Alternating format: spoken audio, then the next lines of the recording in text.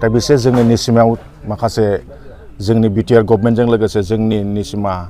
ओनसोलाव बिसोर जोंनि 19 सिडली चिरां एलएसीनि एमएलए श्री जयन्त बसुमतारीनि दारैबो गोबां खामानि मावनाय जादों दा बेफोर गासैबो मावनायफोरखौ आङो सुंद'यैब्लाबो फंनैसो मिथिहोनो गोसो जाबाय नाम्बार 1आव जाहैबाय जोंहा निसिमायाव जोङो बिराद गिदिर मोननाय बायदि मोनदों बेनो जाहैबाय निसिमा गभर्नमेन्ट मडेल कलेज दा निसिमा गभर्नमेन्ट मडेल कलेजआ नैबे खैलामैलायावनो जादों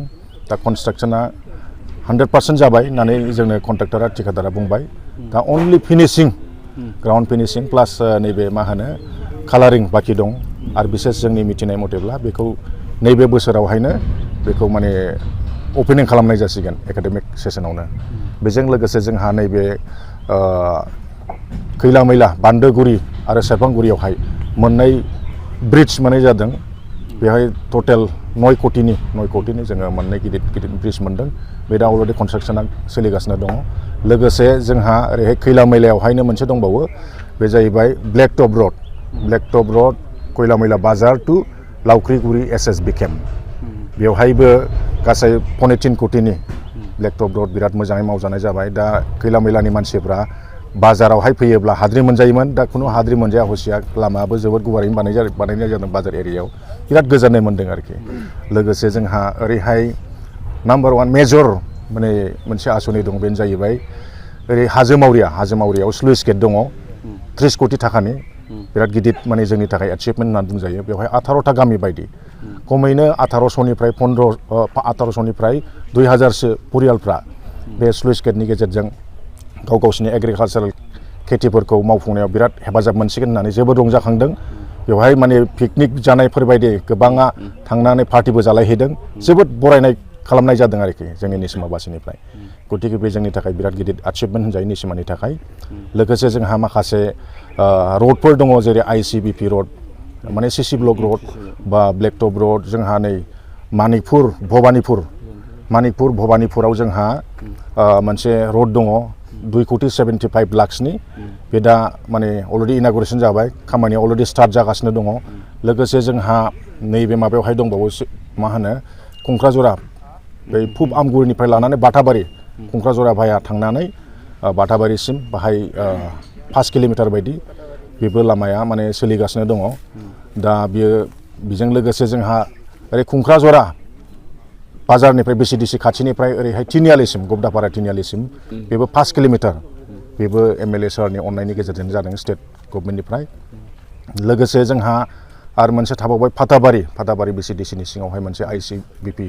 माने सीसी ब्लक रड दङ बेबो 3 किलोमिटार बायदि बेबो अलरेडि कमप्लिट जाबाय लोगोसे नैबे लन्थिबारि खैलामैला लन्थिबारियावबो जोङो बिटिआर गभर्नमेन्टनिफ्राय मोनसे आईसीबीपी रड मोनदों 1.5 किलोमिटार बायदि बेबोथ' कमप्लिट जाबाय अलरेडि थाबायगासिनो दङ लोगोसे जोंहा इरोसन प्रटेक्शननि जोंहा बहुत जायगायाव जानाय जादों मोनबासो जायगायाव दङ ओरैनो माने एमएलए सारा बानायना होनाय लोगोसे बिटिआर गभर्नमेन्टनिफ्रायबो दं एमएलए सारनि थ्रु स्टेट गभर्नमेन्टनिफ्राय मोननाय जोंहा जेरै वेस्ट कलियागाव दङ वेस्ट कलियागावहाय जों प्रटेक्शन मोनदों लोगोसे ओरैहाय कलियागाव बेहाय मोनदों एलेंमारि आमगुरियावहाय मोनदों आमगुरि बिसिडिसिनि सिङावहाय आरो लोगोसे नै साउथ गान्दाबिल बाहायबो मोनदों लोगोसे ओरैहाय आनन्द बेटनि बिसिडिसिनि सिङावहाय जोंहा मानिकपुर दलगाव होननायावबो जोङो मोनसे प्रटेक्शन मोनदों 1.75 लाखनि दा आरो बेजों लोगोसे जोंहा सुसिपुरावहायबो जों मोनसे प्रटेक्शन मोनदों बिटिसिनिफ्राय बेखौ होनाय जादों बिटिसि गभर्नमेन्टनिफ्राय आरो लोगोसे खालामाथियावबो जोङो बेवहायबो जोङो 2.5 कोटिनि अलरेडि बेखौ मोनबाय नाथाय माबा खारनाव बे खामानिया एसे टेक्निकेल फेल जानानै दा बेखौ रिकनस्ट्राक्शननि थाखाय दा प्रसेस खालामफिनबावगासिनो दङ दा बेफोरबायदि माने गोबां कनस्ट्राक्शन खामानिखौ जों मोनबाय आरोखि आरो बेजों लोगोसे जोंहा जोंनि मोनफ्रोमबो बिसिडिसियाव दा नलेज सेन्टार हिसाबै जोङो मोनबाय दा कनस्ट्राक्शनाबो सोलिगासिनो दङ आरो लोगोसे जोंहा मोनबा बिसिडिसियावहाय पावार हाउस माने बे बाजार कमप्लेक्स जे जायगायाव पाब्लिक गेदारिं जायो बेवहाय पावार हाउस अलरेडि माने बे खामानिया सोलिगासिनो दं नाथाय पावारखौल' बे लाइटखौल' फिटिं खालामथ'वाखै जों आसा खालामदों बे साननै सानथामसोनि गेजेराव फैयोब्लाथ' आरो साबसिन जाबावगौ इलेक्शननि सिगां बेखौ पाब्लिकफ्रा आसा खालामदों नाथाय ग्राउन्ड वर्क फाउन्डेसन बे गासैबो माने कमप्लिट जाबाय जास्ट फिटिंनि खामानि बाखि दं जेखिजाया जों बेखौ गुसुं समनि गेजेराव मोनगोन साननै सानथाम नङाब्लाबो बेखौ जोङो बिराद गोजोननाय मोन्दों बेखौ मोनोब्ला माने जोंनि बाजार एरियाफ्रा पुरा पहर सोरां जाजोबगोन आरोखि आरो लोगोसे जोंहा गोबां माने डाइरेक्ट बेनिफिसियारि आसनिफोर जेरै अरुणोदय आसनि रेशन कार्ड लोगोसे ओरैहाय जोंना मा होनो जिबन बीमा दङ लाइफ इन्सुरेन्स लोगोसे जोंहा स्टुडेन्टसफोरनि आरो गियान सोरां बिथांखिनि गेजेरजों जोंहा माखासे स्टुडेन्टफोरनो 5,000 होनाय जों प्रति बोसोरावहाय 200 जन निसिमा कनस्टिटिउएन्सि हिसाबै मोननाय जादों जों खेबथाम बायदि मोनबाय लोगोसे जोंहा अनसाय बिथांखि बेखौबो जोङो खेबथाम बायदि मोनबाय बेबो 200 5,000 जाय महिलाफ्रा बा जाय फिसा बिजनेसमेन पेटि बिजनेसमेन दखान फिसाफोर होनाय गयफोर खावनानै जाग्राफोर बा साइकेलफोर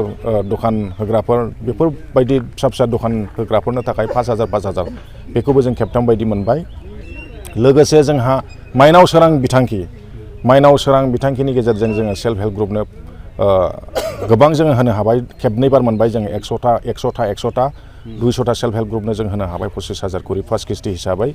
दा बिब्दिनो जोंनि सेल्फ हेल्प ग्रुपफ्रा बिराद मोजां मोनदों आरो जोंनि इउपिपिएल दोलोआवहाय दा महिलाफोरनि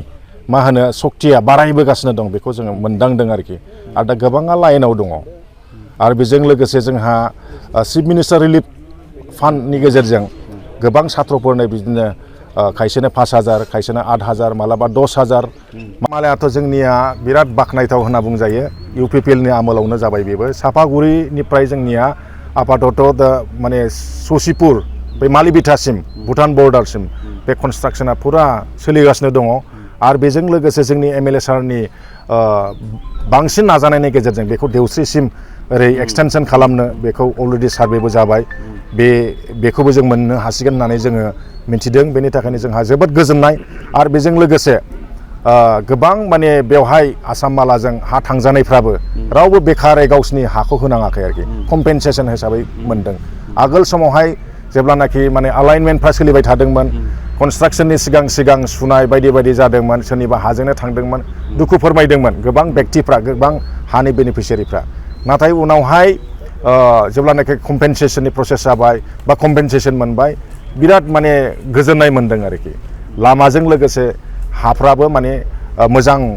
दामजोंनो मोजां रेटैनो बिसोरो हाखौ माने कम्पेनसेसन हिसाबै मोननो हादों बेनि थाखायनो बिथांमोना जोबोद गोजोनदों लोगोसे लामायाबो मोजाङै जासिगोन बेखौ जोबोद गोजोननाय मोनदों आरोखि आरो लोगोसे जोंनिया ओरैहाय आसाम माला मोनसे अलरेडि माबानिफ्राय मा होनो ओरै मा होनो दौस्रिनिफ्राय ओरै फैयै फाथाबारि जाब्रां बाजारजों लोगोसे औगुरि आमगुरि खुंख्राजरा ओरै जानानै माने जों गोदान सार्भे मोनबावबाय अलरेडि दा बेनि थाखायबो जोबोद माने नैबे जोंनि उत्तर ओनसोलाव थानाय प्लास बे दिप ओनसोलाव थानाय माखासे निसिमाबासिफ्रा बांसिन गोजोननायखौ मोनदों आरोखि बुंनो थाङोब्ला जोंनि निसिमाया बै समावहाय बहुद बेकवार्डमोन दैनि गेजेरावहाय थानांनायमोन नाथाय 5 बोसोरसोनि उनावहाय जों नायोब्ला जोंनि निसिमाया एकदमबारे मोजां जायगा पिकनिक स्पटफोर बायदि समायना रमायना जागोन जों बेखौ मिजिंथिदों आरोखि नोंथांमोननि एमएलए जयन्त बसुमतारी बर्तमाननि केन्डिडेटआ एबार देरहालाङोबा माबायदि खामानि आसा खालामदों नोंथांमोना जों बिसेस करि माने जोंनि एमएलए जयन्त बसुमतारी सारा एनडिएनि दा टिकेट मोनबाय आरो लकसभायाव बिथाङा जुदि दानि जोंनि नैबे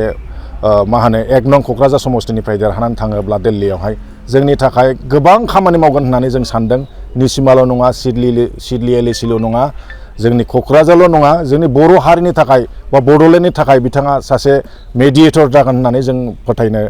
हादों मानो होनना बुङोब्ला एमएलए जासेयावबो बिथाङा साधारन एमएलए जानानैब्लाबो सासे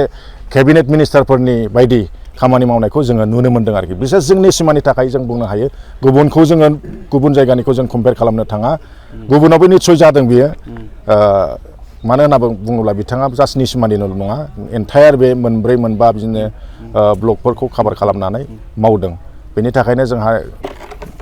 नंथारगौ फोथायनाय दङ बिथाङा जेब्लानाखिसिम दिल्लीयाव सहैगोन देरहानानै बिथाङा निस्सय जोंनि बर' हारिनि थाखाय बड'लेण्डनि थाखाय गोबां माने बुंगोन जेरै जोङो मोनसे एग्जाम्पल साइड खालामनो हायो जोंनि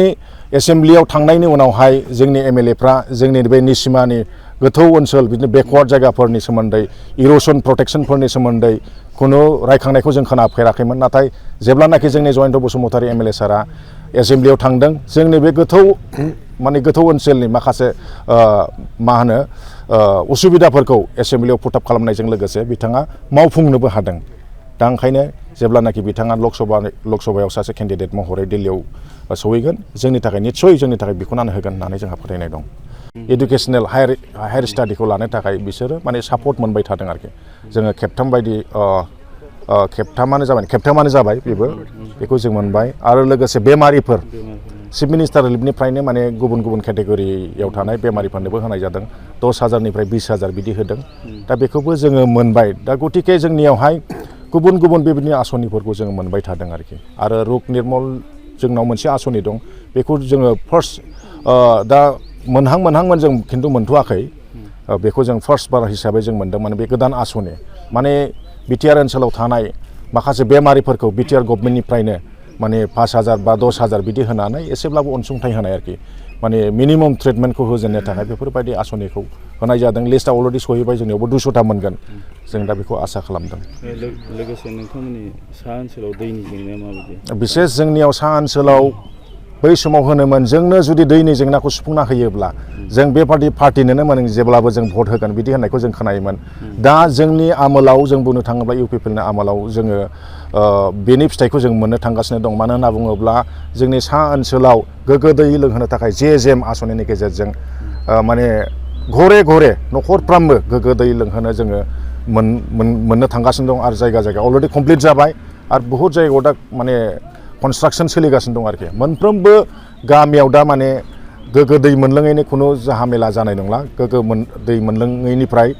बारग'नो हासिगोन मोनलोङैनिफ्राय बारग'नो हासिगोन दा बेनि थाखायनो जोंनि उत्तर ओनसोलनिफ्राय जेरै जोंना मालिबिटानो होन ओरै ससिपुर होन ओरै आनन्दपेटनि होन खैला मैला आमटेका कमप्लिट माने ओरै जोंनिया आगोलावहाय खमसे खम 25 फुट 20 फुट 18 फुट बा बिदिनो 22 फुट बिदिनो दैखौसो लोङोमोन जोङो बेखौनो गोग्गो साननानै लोङोमोन नाथाय दा पिएइचसिनिफ्राय डिपार्टमेन्टेलि जोंनो मोनसे फोरोंथाइखौ होफैबाय जे माने खाथिनि माने थौले दैखौ लोङोब्ला गोग्गो नुयोब्लाबो बियो देहानि थाखाय बारा मोजां नङा गतिके बिथांमोना जोंखौ बुंदों बे गोथौनिफ्राय मोनलोंनाय दैया जोंनि थाखाय गोग्गोबो जागोन गोथावबो जागोन आरो जोंनि देहाखौ जों एसेब्लाबो बांद्राय लोमजानायनिफ्राय जों आरायग' मोननो हागोन होननानै जोंनि पाब्लिकफोरनो मिथिहोनो हाबाय आरोखि बेबो मोनसे सोलोंथाइ जाहैबाय जोंनि थाखाय